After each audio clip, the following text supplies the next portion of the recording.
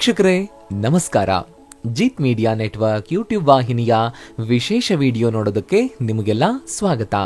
ಊಟ ಮಾಡಿದ ತಕ್ಷಣ ಬಾಯಲ್ಲಿ ಇದನ್ನ ಹಾಕೊಂಡ್ಬಿಡಿ, ನಿಮ್ಮ ಕಷ್ಟಗಳೆಲ್ಲ ಮಂಜಿನಂತೆ ಕರಗುತ್ತವೆ ಅನ್ನೋ ರಹಸ್ಯದ ಮಾಹಿತಿಯನ್ನ ಈ ವಿಡಿಯೋದಲ್ಲಿ ನಾನು ನಿಮಗೆ ತಿಳಿಸ್ಕೊಡ್ತಾ ಇದ್ದೀನಿ. ಹಾಗೇನೆ ಈ ವಿಡಿಯೋಗೆ ಈಗಲೇ ಒಂದು ಲೈಕ್ ಕೊಟ್ಟು ವಿಡಿಯೋದ ಕೆಳಗಡೆ ಜೈ ಶ್ರೀ ಕೃಷ್ಣ ಅಂತ ಕಮೆಂಟ್ ಮಾಡೋದಕ್ಕೆ ಮರಿಬೇಡಿ. ಈ ವಿಡಿಯೋನ ಸ್ಕಿಪ್ ಮಾಡದೆ ಕೊನೆ ತನಕ ನೋಡಿ. ಅಲ್ಲದೆ ವಿಡಿಯೋದ ಕೆಳಗಡೆ ಇರುವಂತಹ ಜಾಯಿನ್ ಬಟನ್ ಒತ್ತಿ, ಆಗ ನೀವು ಜಿತ್ ಮೀಡಿಯಾ ಚಾನೆಲ್ ಮೆಂಬರ್ ಆಗ್ತೀರಾ. ಅಂದ್ರೆ ನೀವು ಜಿತ್ ಮೀಡಿಯಾದಲ್ಲಿ ಮೆಂಬರ್ಗಳಿಗಿರುವಂತಹ ವಿಶೇಷ ವಿಡಿಯೋ ಹಾಗೂ ಲೈವ್ ನೋಡಬಹುದು.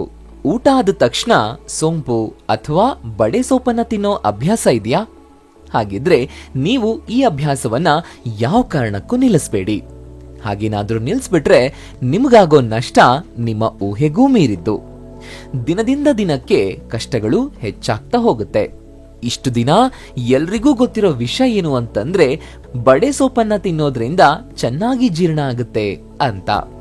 ಆದ್ರೆ ಯಾರಿಗೂ ಗೊತ್ತಿಲ್ಲದೆ ಇರುವಂತಹ ವಿಷಯ ಏನು ಅಂತಂದ್ರೆ ಇದೇ ಸೋಂಪನ್ನ ತಿನ್ನೋದ್ರಿಂದ ನಿಮಗೆ ಹಣಕಾಸಿನ ಸಮಸ್ಯೆ ಇದ್ರೆ, ಅನಾರೋಗ್ಯ ಸಮಸ್ಯೆ ಇದ್ರೆ, ಕಂಕಣ ಭಾಗ್ಯ ಕೂಡ ಬರ್ತಾ ಇಲ್ಲ ಅನ್ನೋ ನೋವಿದ್ರೆ, ಉದ್ಯೋಗ ಸಿಗ್ತಾ ಇಲ್ಲ ಅನ್ನೋ ಚಿಂತೆ ಇದ್ರೆ, ಹಾಗೇನೆ ಮಕ್ಕಳು ಮಾತನ್ನ ಕೇಳ್ತಾ ಇಲ್ಲ ಅನ್ನೋ ನೋವು ಕಾಡ್ತಾ ಇದ್ರೆ, ಇಂತಹ ಇನ್ನು ಅನೇಕ ನೋವುಗಳನ್ನ ದೂರ ಮಾಡುವಂತಹ ಶಕ್ತಿ ಈ ಸೋಂಪಿಗಿದೆ.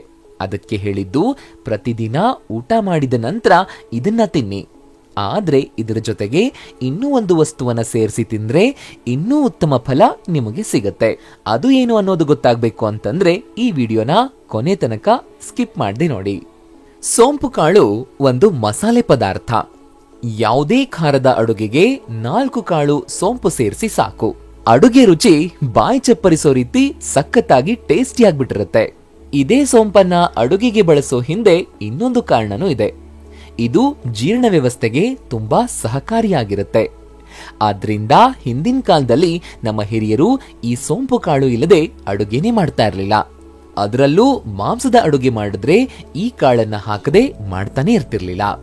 ಆಯುರ್ವೇದ ಶಾಸ್ತ್ರದಲ್ಲೂ ಈ ಸೋಂಪಿನ ಕಾಳಿನ ಉಲ್ಲೇಖ ಮಾಡಲಾಗಿದೆ. ಒಮ್ಮಿಂದೊಮ್ಮೆಲೆ ಹೊಟ್ಟೆ ಉಬ್ಬರ ಆಗೋದು ಇಲ್ಲ ಗ್ಯಾಸ್ಟ್ರಿಕ್ ಸಮಸ್ಯೆ ಉಂಟಾದಲ್ಲಿ ಸ್ವಲ್ಪ ಸೋಂಪಿನ ಕಾಳನ್ನ ಬಾಯಲ್ಲಿ ಹಾಕೊಂಡು ಜಗಿದು ಅದರ ರಸವನ್ನ ನುಂಗ್ತಾ ಬಂದ್ರೆ ತಕ್ಷಣವೇ ರಿಲೀಫ್ ಸಿಗುತ್ತೆ ಅಂತ ಹೇಳಲಾಗಿದೆ. ಕೇವಲ ಗ್ಯಾಸ್ಟ್ರಿಕ್ ವಿಚಾರದಲ್ಲಿ ಮಾತ್ರ ಅಲ್ಲ, ಇನ್ನು ಅನೇಕ ತರಹದ ಆರೋಗ್ಯ ತೊಂದರೆಗಳಿಗೆ ಸೋಂಪು ಕಾಳುಗಳು ಪರಿಹಾರ ಅಂತ ಹೇಳಬಹುದು. ಅದರಲ್ಲೂ ಮುಖ್ಯವಾಗಿ ರಾತ್ರಿ ಪೂರ್ತಿ ಈ ಕಾಳುಗಳನ್ನ ನೆನೆಸಿಟ್ಟು ಮಾರನೇ ದಿನ ಇದರ ಪಾನೀಯವನ್ನ ಕುಡಿತಾ ಬಂದ್ರೆ ಇನ್ನಷ್ಟು ಆರೋಗ್ಯಕಾರಿ ಪ್ರಯೋಜನಗಳನ್ನ ಪಡಿಬಹುದು. ಆದ್ರೆ ತುಂಬಾ ಜನರಿಗೆ ಗೊತ್ತಿಲ್ಲದೆ ಇರೋ ಇನ್ನೊಂದು ವಿಚಾರ ಇದೆ. ಇದೇ ಸೋಂಪು ಕಾಳನ್ನ ಜಗಿದು ತಿನ್ನುವಾಗ ಇನ್ನೊಂದು ಪದಾರ್ಥವನ್ನ ಸೇರಿಸಿ ಜಗಿದು ನುಂಗೋದ್ರಿಂದ ನಿಮ್ಮ ಜೀವನದಲ್ಲಿರುವಂತಹ ಬಹುತೇಕ ಕಷ್ಟಗಳು ದೂರವಾಗುತ್ತೆ. ಇದನ್ನ ಶಾಸ್ತ್ರಗಳಲ್ಲಿಯೂ ಉಲ್ಲೇಖ ಮಾಡಲಾಗಿದೆ. ಹಿಂದೆ ಋಷಿಮುನಿಗಳು ಈ ಉಪಾಯವನ್ನ ಕಂಡುಹಿಡಿದು ತಮ್ಮ ಮೇಲೆ ಪ್ರಯೋಗ ಮಾಡಿ ಬರೆದಿಟ್ಟಿರುವಂತಹ ಉಪಾಯ ಇದು. ಈ ಉಪಾಯವನ್ನ ಮಾಡೋದ್ರಿಂದ ನಿಮಗೆ 100% ಪರಿಹಾರ ಸಿಗೋದು ಗ್ಯಾರಂಟಿ.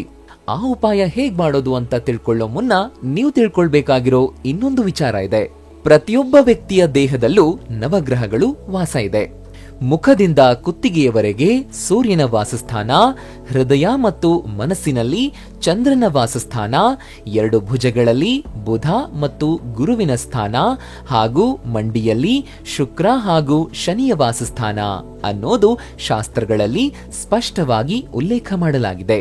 ಈ ಗ್ರಹದಲ್ಲಿ ಒಂದೇ ಒಂದು ಗ್ರಹದ ಶಕ್ತಿ ಕುಂದಿದ್ರೂ ಅಲ್ಲಿಂದ ನಿಮಗೆ ಕಷ್ಟದ ಕಾಲಾವಧಿ ಆರಂಭವಾಯಿತು ಅಂತಾನೆ ಅರ್ಥ. ನೀವು ಗಮನಿಸಬಹುದು, ನಿಮ್ಮ ಆರೋಗ್ಯ ಉತ್ತಮವಾಗಿದ್ದಾಗ ಒಮ್ಮಿಂದೊಮ್ಮೆ ಆರೋಗ್ಯದ ಸಮಸ್ಯೆ ಕಾಣಿಸ್ಕೊಂಡ್ಬಿಡತ್ತೆ. ಕೆಲವರಂತೂ ಹಾಸಿಗೆಯನ್ನೇ ಹಿಡಿದು ಬಿಡ್ತಾರೆ. ಉತ್ತಮವಾಗಿ ನಡೀತಾ ಇದ್ದ ವ್ಯಾಪಾರ ನಷ್ಟದಿಂದಾಗಿ ವ್ಯಾಪಾರವೇ ನಿಲ್ಲಿಸುವಂತಹ ಪರಿಸ್ಥಿತಿ ಎದುರಾಗುತ್ತೆ. ವಿನಾಕಾರಣ ಅಪಮಾನ ಎದುರಿಸಬೇಕಾಗುತ್ತೆ. ಸುಖ ಸಂಸಾರದಿಂದಿದ್ದಂತಹ ಮನೆ ನರಕದ ರೂಪ ಪಡೆಯುತ್ತೆ.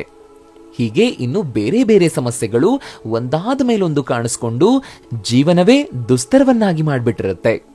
ಇದಕ್ಕೆಲ್ಲಾ ಕಾರಣ ಮನುಷ್ಯನ ದೇಹದಲ್ಲಿ ವಾಸವಿರುವ ಗ್ರಹಗಳ ಕಾಟ. ನಿಮ್ಮ ಎಲ್ಲಾ ಕಷ್ಟಗಳಿಂದ ಮುಕ್ತಿ ಪಡಿಬೇಕು ಅಂತಂದ್ರೆ ಈ ಸರಳ ಅಷ್ಟೇ ಶಕ್ತಿಶಾಲಿಯಾಗಿರುವಂತಹ ಉಪಾಯವನ್ನ ಮಾಡಿ.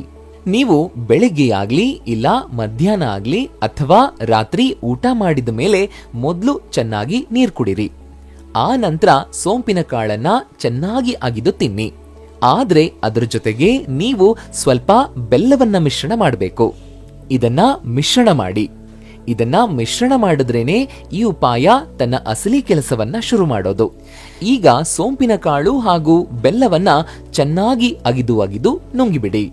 ಸೋಂಪಿನ ಕಾಳಲ್ಲಿ ಅಂದ್ರೆ ಬಡೆ ಸೊಪ್ಪಿನಲ್ಲಿ ಬುಧಗ್ರಹ ಅಧಿಷ್ಠಾಯ ರೂಪದಲ್ಲಿ ಸ್ಥಿತನಾಗಿರ್ತಾನೆ. ನೀವು ಸೂಕ್ಷ್ಮವಾಗಿ ಗಮನಿಸಿ, ಸೋಂಪಿನ ಕಾಳಲ್ಲಿ ನಾರು ಇರುತ್ತೆ. ಅದು ಮಂಗಳ ಗ್ರಹದ ಪ್ರತೀಕವಾಗಿದೆ.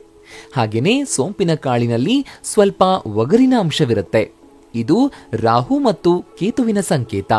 ಜೊತೆಗೆ ಸೋಂಪಿನ ಕಾಳಿನಲ್ಲಿ ಸಿಹಿ ಅಂಶ ಇದ್ದು ಇದು ಶುಕ್ರದ ಪ್ರತೀಕವಾಗಿದೆ. ಕೊನೆಯಲ್ಲಿ ಸೋಂಪಿನ ಕಾಳಲ್ಲಿ ಕಂಡುಬರುವ ಬಿಳಿ ಅಂಶ ಇದು ಚಂದ್ರನ ಅಂಶವಾಗಿದೆ. ಇದಿಷ್ಟೂ ಅಂಶಗಳು ಗುರುಗ್ರಹವನ್ನ ಪ್ರಸನ್ನ ಮಾಡುವ ಶಕ್ತಿ ಇದೆ. ಗುರುಗ್ರಹ ಏನಾದ್ರೂ ಸಂತುಷ್ಟನಾದ ಅಂತಂದ್ರೆ ಮುಗೀತು, ಎಲ್ಲಾ ಸಮಸ್ಯೆಗಳಿಂದಲೂ ಮುಕ್ತಿ ಸಿಕ್ಕಂತೆ. ಇದೇ ಕಾರಣಕ್ಕೆ ನಮ್ಮಲ್ಲಿ ಊಟ ಆಗಿದ್ದ ತಕ್ಷಣ ಸೋಂಪಿನ ಕಾಳನ್ನ ತಿನ್ನೋದಕ್ಕೆ ಕೊಡುವಂತಹ ಪದ್ಧತಿ ಜಾರಿಗೆ ಬಂತು. ಇದನ್ನ ಭಾರತದಲ್ಲಿ ಮಾತ್ರ ಹೆಚ್ಚಾಗಿ ನೋಡಬಹುದು. ಆದ್ರೆ ಇತ್ತೀಚಿನ ದಿನಗಳಲ್ಲಿ ಹೋಟೆಲ್ಗಳಲ್ಲಿ ಸೋಂಪಿನ ಕಾಳಿನ ಜೊತೆ ಬೇರೆ ಬೇರೆ ಸಿಹಿಯನ್ನ ಮಿಶ್ರಣ ಮಾಡಿ ಕೊಡ್ತಾರೆ.